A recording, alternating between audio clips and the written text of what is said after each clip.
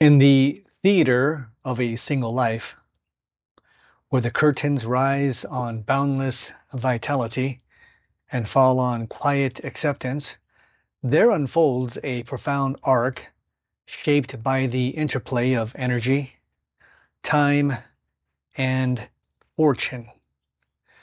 Youth arrives as a lavish subsidy from the universe, a non-renewable gift of effortless abundance where every sensation is amplified. Every risk feels forgivable, and the horizon stretches like an endless runway. Age, by contrast, imposes a gravitational tax, rationing dopamine, hoarding endorphins, and demanding double the effort for half the reward. At the heart of this dichotomy lies the apex variable, raw, physical, and mental energy. It is the currency that powers great deeds, courts serendipity, and ultimately determines the quality of our days. To trace this arc is to confront a poignant irony. We are most empowered when least aware of our limits, and wisest when our fuel runs low. Imagine a young person striding through a city square, steps light as if gravity itself conspires in their favor. A stranger's glance, a burst of laughter, the spark of a new idea. These ignite cascades of neurochemical rewards flowing freely for the slightest provocation. Life feels inherently good, not because the world is kinder, but because the body dispenses pleasure at a steep discount. Joy, ambition, connection, all are half-price indulgences, like chocolate or fuel acquired effortlessly. The mind absorbs languages, technologies, and cultural currents with sponge-like ease. Thoughts pivot without the inertia of habit, and experience cloaks them in invincibility, unburdened by memories of loss. This biological fluency fuels youth's defining traits: to run, to laugh, to risk. These are natural currencies, paying dividends in dopamine for minimal work. The young entrepreneur launches a startup undeterred by failure's specter. The artist experiments boldly, pivoting cheaply, recovering swiftly. The world brims with novelty, amusing in its freshness, and tomorrow feels infinite. Youth confuses the runway for the horizon, assuming this vitality is permanent. It overestimates randomness, underestimates entropy, and believes it can always do it later. Animals, after all, get tired, but youth does not yet know this. Time is the ceiling, but it remains invisible. There is a window, however, where outsized swings are possible, where serendipity multiplies at enormous rates, errors are forgiven, and experimentation is expected. Luck itself is time sensitive. Youth's energy is the tool to capture it, not through passivity, but relentless action. History affirms this. Mozart at 20, Zuckerberg at 22. These figures reshape worlds on energy's momentum. Knowledge is potential. Energy is execution. Ignorance here is not flaw, but fuel, propelling risks the cautious avoid. Fast forward to the same square, decades later. Each step negotiates with invisible weights. The body, once generous, now hoards its gifts. Dopamine trickles sparingly.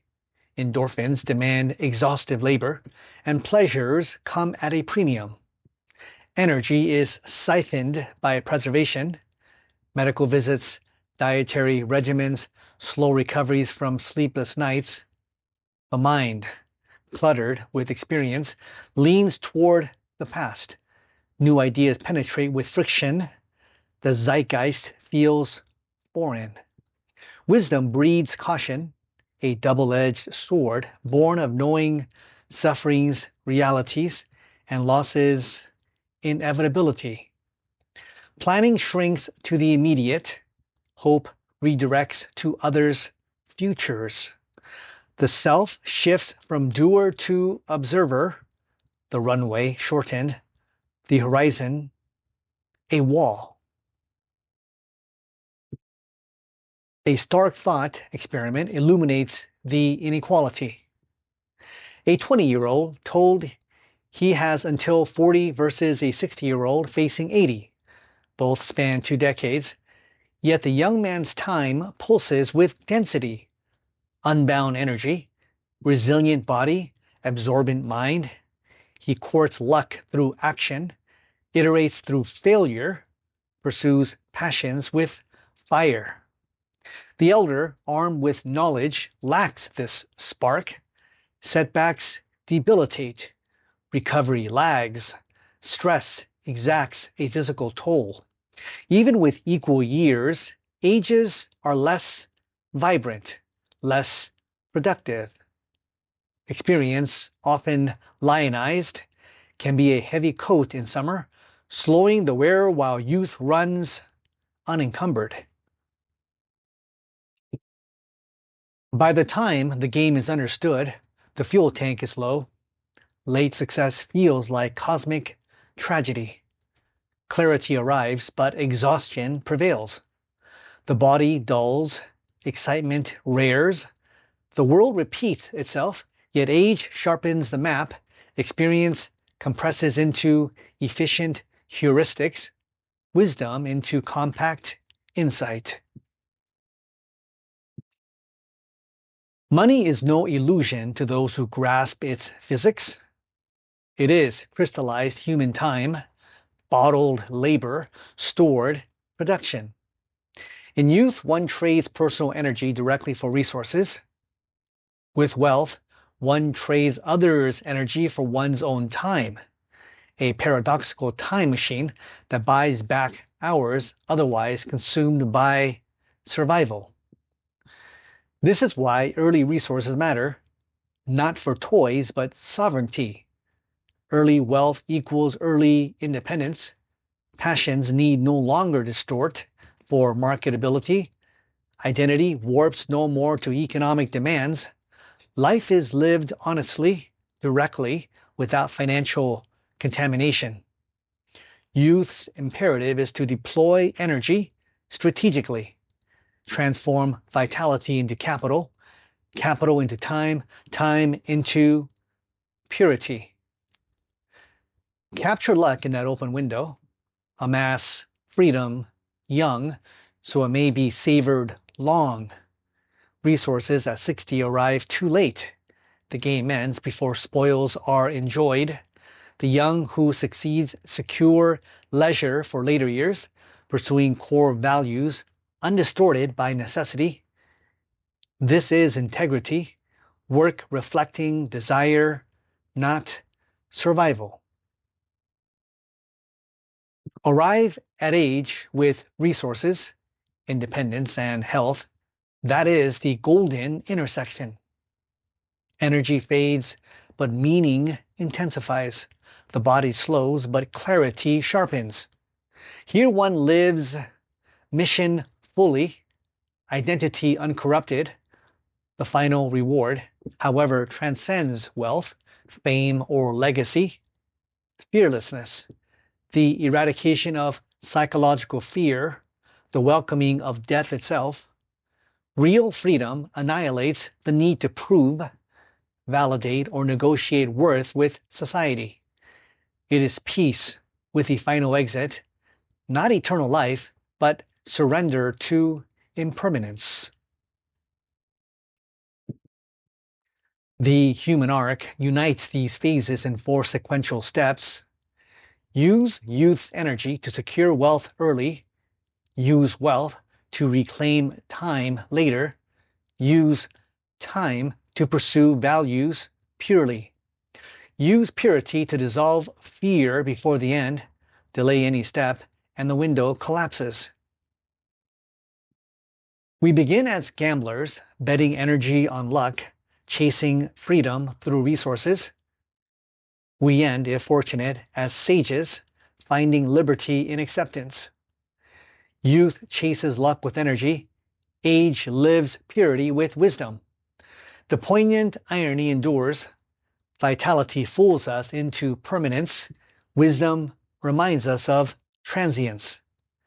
In this unequal dance, lightness yielding to weight, ignorance to knowing, we navigate invincibility's illusion and impermanence's truth.